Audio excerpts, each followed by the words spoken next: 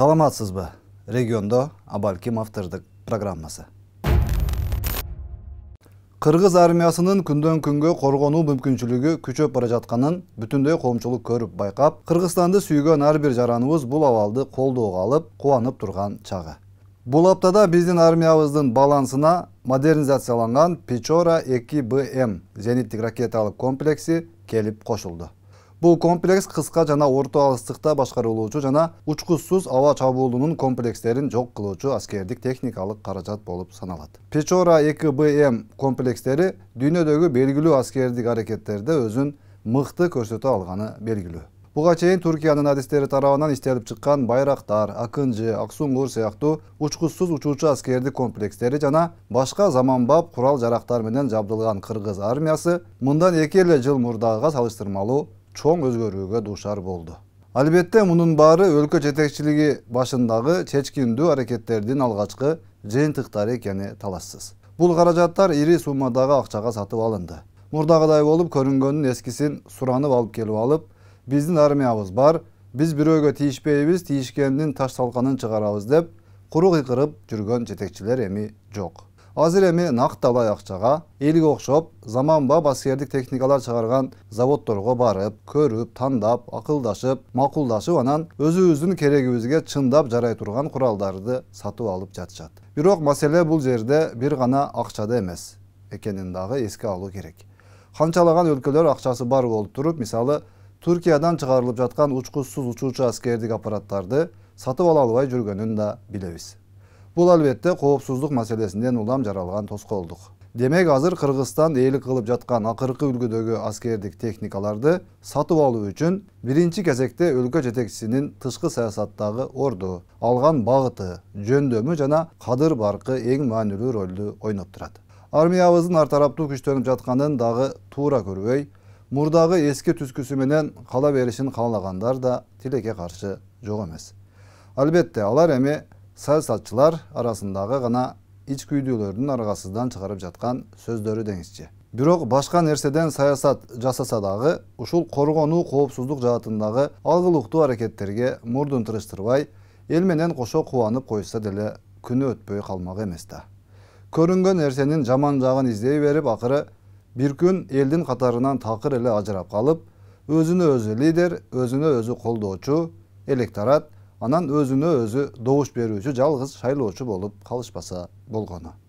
Ансыз да саясат жасаймын деп жүрүп, кылбаган эч нерсеси, ойнобогон ролу, сүйлөбөгөн сөзү, жасабаган кылыгы калбады окшойт.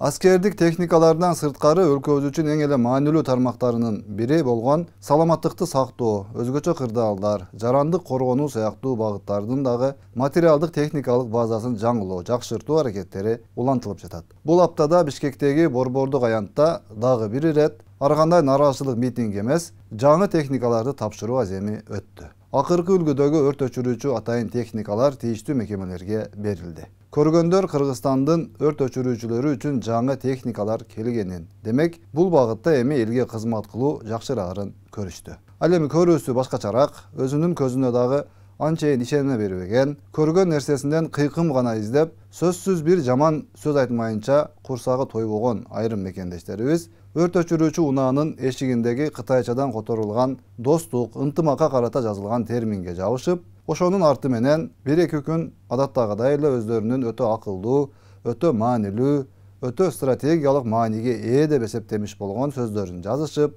ичиндеги заарын ушул термин аркылуу чачып, кыйла жеңилдеп алышты. Тез жардам унаалары да жеринен тийиштүү аймактык пункттарга таратып берилди. Тез жардам унааларын бүт Кыргызстан боюнча жаңылап чыгуу бүгүнкү күндүн талабы экени талашсыз. Азыр колдонулуп жаткан көптөгөн эскилиги жеткен тез жардам унааларынын абалы абдан кейиштүү экенин баарыбыз билебиз. Кудай сактасынго, анын ичине ооруп жаткан адам эмес, ден соолугу таза адам отурса дагы, жеткен жерине барганча өпкө ичегиси аралашып, оорубаган жаны ооруп калат эмеспи. Анысы аз келгенсип тез жардам тез келет деп чакырса, жарым жолдо бузулуп, аны дарыгерлер түртүп алып, оорулуу адам бул жакта калып эле баары ошол тез жардам машинасы менен алек болуп калган учурларды да көрүп жүрөбүз. Эми барган сайын утуру жаңы унааларды алып келип отуруп, жакынкы аралыкта өлкө боюнча баарын жаңылап алуу аракети көрүлүүдө. Кыргызстаныбызda калың элдин жанын кашайтып, көңүлүн бузуп, чыдамын кетирип жаткан көйгөйлөр аз эмес. Кайда барба президентке кайрылайын дедим эле, бул маселем чечилбей жатат. УКМК башчысынын кабыл алуусуна кирип чыгайын дедим эле, бул маселем чечилбей жатат деген арыздануу, даттануулар дагы деле болсо басымдуу. Маселесин угуп көрсөң, көбүнчөсү президент Жапаров же УКМК башчысы Ташиев чече турган деңгээлдеги маселе эмес экенин түшүнөсүң. Жөн гана райондогу же шаардагы же облустагы бир жетекчи 1 саатта чечип койсо боло турган гана маселе. Бирок ал жарандар тийиштүү жетекчилерге, кызматкерлерге бир эмес, бир нече жолу кирип, кайрылып чыгышкан болот. Негедир алардын үнүн угуп, маселесин мыйзам чегинде чечип бере турган жетекчилерден бир тыйынчалык аракет жасалбастан, кайдыгерлик, шалаакылык, жарандар менен иштөөгө кызыктар эместиги даана байкалат. Мындай мамилени көргөн жарандар автоматтык түрдө өлкө жетекчилигине нааразы болуп, заман такыр өзгөрбөс болдуго, карапайым элдин үнүн уккан бирөө барбы, таанышың болбосо же акчаң болбосо Кыргызстанда жашоо эң оор болуп баратат деген сыяктуу нааразычылыктарын билдирип жүрүшкөнүн көрүп жүрөбүз.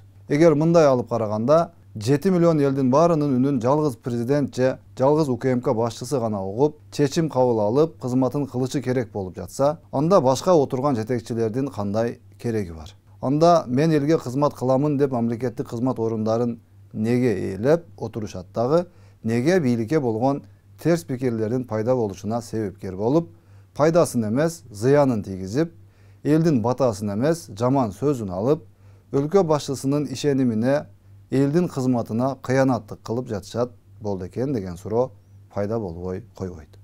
Колуңдан келсе, отурган жериңдеги кызматтык милдетиңди ак ниеттүүлүк менен чуркап жүрүп аткарып, элдин батасын ал дагы, сага ишенип кызмат берген башчыларга элдин ыраазычылыгын алып бер. Колуңдан келбесе, өзүңдүн дагы, мамлекеттин, элдин дагы, президенттин дагы убактын албастан, ордуңду бошотуп, башка колуңдан келген, пейилиңе жарашкан жумушту жаса дегиң келет. Эл арасында Кыргызстанда эки дос болгон аракети менен иштеп жатат. Бирок башка бир катарлары тетирисинче нөл бойдон өзү үчүн гана чуркап жүрүшөт деген сөздөр да жөн жеринен айтылып жаткан жок да. Кантсе дагы өлкөбүздө өнүгүү өсүү болсун.